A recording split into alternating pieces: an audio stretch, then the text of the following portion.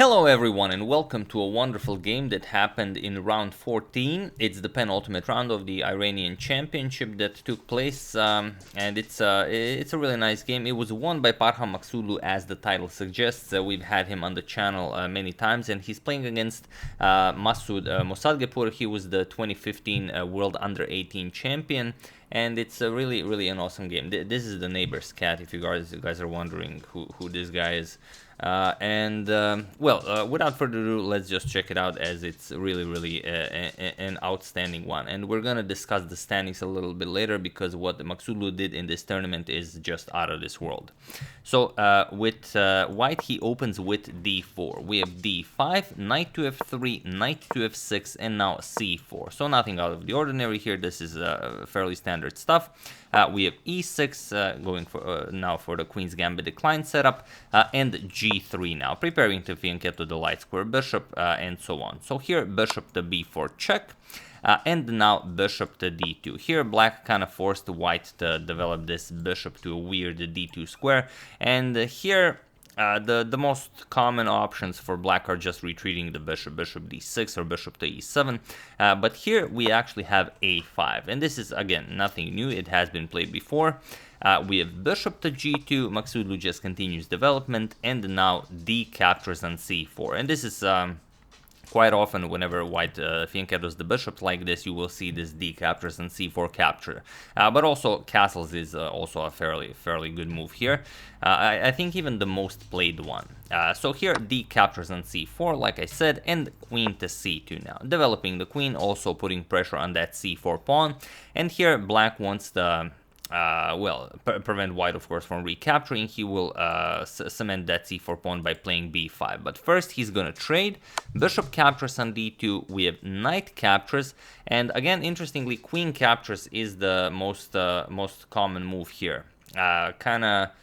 Saying that the knight might not be all that great on d2, and that the knight maybe belongs on c3. But here we have knight b captures on d2, maybe trying to confuse his opponent a little bit. Now with a double attack on the c4 pawn, and the b5 now, just nicely defending that c4 pawn. But as usual, when we see such a big mass of pawns, like a huge pawn chain on one side of the board, one player will try, of course, to undermine it, and that's exactly what we do here. a4, we have to undermine the pawn chain, create weaknesses, and then we're gonna try and pick up the pawns. And black isn't really worried about the rook on a8 being so vulnerable, because there really is no good jump with the knight, so that's not really relevant. We have c6 now, defending the b5 pawn, and now, while you could continue undermining the pawn chain with b3, instead we have castles.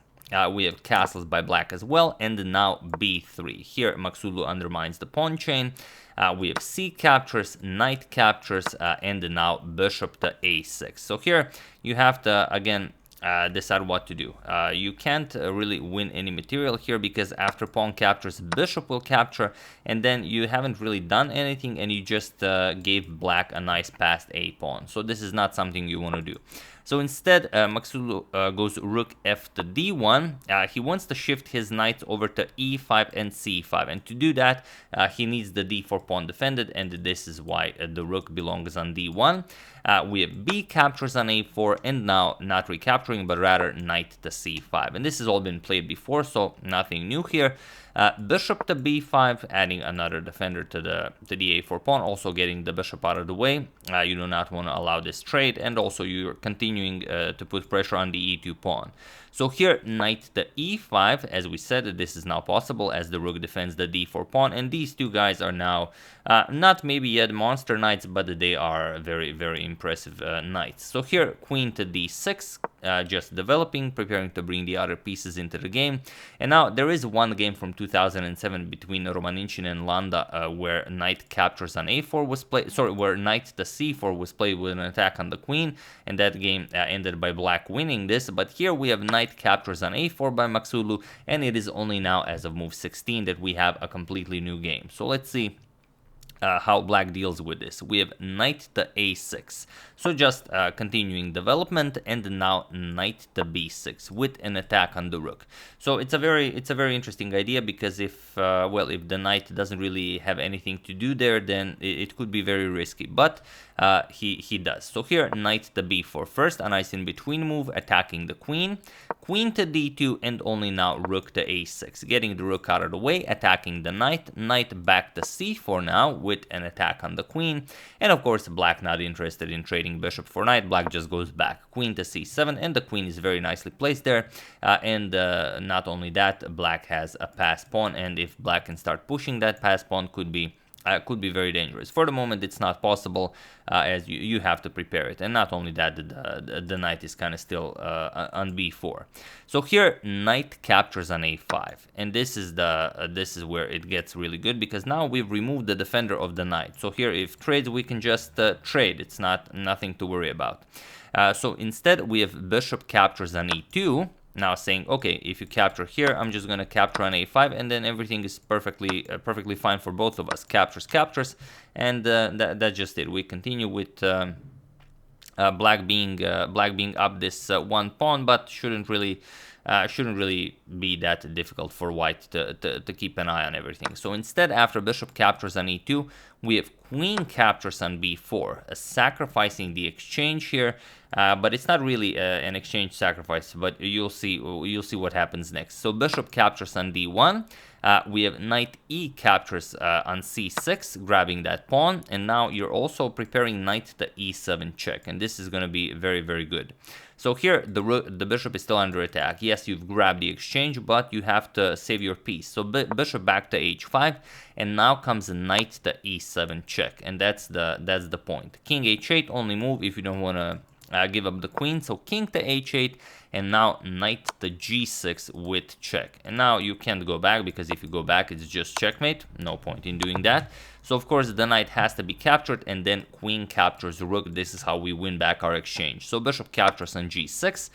We have queen captures on f8 with check, knight g8, only move. We have to block this. And now queen back to c5. And here, Maghsoodloo is saying that, okay, the material is equal now, and I'm offering a queen trade. If you trade here, then this pawn is pretty much unstoppable. The c6 square already covered twice. We're just going to push it. Most likely should be enough to win this. So instead, rook to a7, defends the queen, and now rook to a3. So the rook was defended on a1, here rook to a3, just improving the position. Now we can play moves like knight to c4, offer a rook trade, and so on. So here, queen to e7. And now white doesn't do anything rash, white just continues improving the position. So here h4, we have h5 by black, and now bishop to f3. Again, putting pressure on that h5 pawn. For the moment, not really all that important, because black can always decide to capture here, but that is only going to go in white's favor. So knight to f6, black now needs to reactivate this knight, and knight to c4 now. As we've already mentioned, white wants to trade off some pieces. We have rook to c7, attacking the queen, and now comes rook to a8 with check. We have king to h7, and now getting the queen out of the way, queen to b5. And here we have a very, very interesting position, because black can do a lot of things here. Some of them are good, some of them not so good. And here, if black wanted, black can basically force a draw with rook to a7. If you trade off this rook, then it's very unlikely that either side will be able to push for more than a draw. And if you don't, then black rook just continues following this white rook. At some point, you will have to capture, and that's just it. I mean, there are, of course, more moves to be played, but it is very unlikely that we would see a decisive outcome here. So instead, after queen to b5, black tried to take advantage of this queen and knight being aligned like this. Bishop to d3 seems like an excellent idea. And it would be if there wasn't for one very specific idea. So feel free to pause the video here and try to find what Maghsoodloo played while I give you a couple of seconds. Also, the cat is still sleeping here. If you guys want to check him out, like, it's the neighbor's cat, but you know, it's cool. There you go. Say hello, Mr. Cat. See, he's always very sleepy, and he really enjoys sleeping here for some reason. But okay, Hope you guys enjoyed that cat. And regarding the position, for those of you who were able to do it, congratulations. And for those of you who just want to enjoy the show, it's queen to b8. So here you're giving up a piece in order to really do some damage. Point is, if the knight is captured by the bishop or by the rook, doesn't really matter. Queen to h8 with check, king to g6, and now rook to g8. This is the move that that Mosadeghpour missed because I mean, who wouldn't miss this? It's such a disgusting move to face.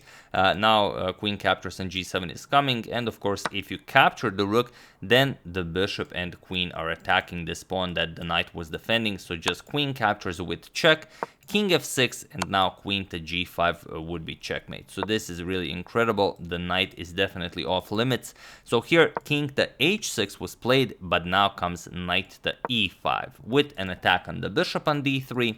So we have to move the bishop. Bishop to h7 was played to block any future checks here, and now comes queen to h8, and this is also a very, very interesting line. I will, however, show an alternative here because it's just out of this world. I know you guys enjoy seeing such ideas, but queen to b2 here is just deadly. I mean, threatening queen to d2 check. And okay, for the moment you really don't care because you can just, let's say, play something like bishop to f5, then you're going to move the knight, maybe g5, but it doesn't work. Let's say rook h8 check, now you move the knight, okay, now you will have g5, the queen and everything is guarding that, so you don't really care about queen to d2. But here comes the beauty, d5. You open up this diagonal, and now also threatening not just queen to d2 check, but if black blocks check, then you also have support to push d6, and then black loses a lot of material here. So e captures on d5 would have to be played, and now knight captures on f7, completely crushing everything. And if queen captures, then we play. Then finally we play queen to d2 check, king to g6, and now of course bishop captures on h5, and that's just it. You don't really have an option here because if you move the king, you will lose the queen, and if you pick up the bishop, then queen to g5 is checkmate. So this is not that difficult to find, but there are more winning ideas here. So queen to b2 is not the only winning move. If it was, I'm sure Maghsoodloo would have gone for it. He instead went for queen to h8, which is just as potent, only I kind of prefer that line a little bit more. But okay, now how do you defend here? What do you play? What should you play? It's very hard to even find a move for black here. Black played queen to b4, try to start some trouble here. Maybe you can do some checks, maybe you can capture some pawns here and hope that you can survive here, but it doesn't work. Rook to f8 now with a double attack on the f7 pawn. We have queen captures on d4, there's really nothing you can do about this, and now knight captures on f7, and it was in this position that Masoud Mosadeghpour resigned the game, as there is nothing more to be done here. What can you do? You are in check, and that's just it. If you go king to g6, it doesn't work. You have this amazing knight to g5 move. And now this bishop cannot go anywhere, and well, it doesn't really matter what you do. If something like queen to c4, you're trying to keep an eye on everything, we can just play bishop to e4 check, sacrifice some material, and now it doesn't matter. If the queen captures on e4, then we can just play rook captures here with check, and after g captures, we just capture the queen, and of course this is now completely winning. And instead after bishop, if instead after bishop to e4 check, we don't capture with the queen, we play knight captures on e4, then we no longer defend the h7 bishop, and queen captures on h7 is just checkmate. So that's one way to do it. Another way after knight captures on f7 would be just to capture with the rook, but just rook captures, now you're down material. There's really not much counterplay you can do. There's really nothing you can do here as black. So yeah, after knight captures on f7 with check, Mosadeghpour resigned, and another great victory for Parham Maghsoodloo, who wins the penultimate round. Not only that, I will now show you the standings. This is just outstanding. These are outstanding standings, as you can see. He started kind of slow. I mean, it's not slow, as you face 2 grandmasters and 1 international master. He started with 2 draws and the win, and then he got 12 wins in a row. 12 wins in a row in the official Iranian championship, and he won first place with 14 out of 15 points. This is this is simply amazing stuff. So I'm very, very happy for him. And well, I've went through the games. This is the one I enjoyed most. So I decided to show this one.